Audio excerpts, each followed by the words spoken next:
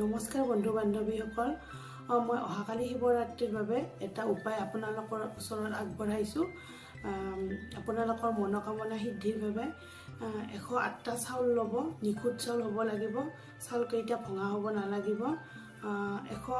এইখন সোঁ হাতৰ বুঢ়া আঙুলিৰ অনামিকা আঙুলিৰে এটা এটাকৈ চাউল বাওঁ হাতত লৈ এনে ক'ব, এটা চাউল ল'ব, ক'ব ওম নমঃ শিৱায়, আৰু এটা ল'ব ওম নমঃ শিৱায়। এনেকৈ 8বাৰ কৈ 8টা চাউল ল'ব। লৈ সোঁ হাতেৰে বাওঁ হাতত এনেকৈ ধৰি মনৰ কামনাটো ক'ব। আপুনি কি বিচাৰে শিৱ বাবাক আৰাধনা কৰি ক'ব আৰু বিশ্বাসত ক'ব কথাখিনি।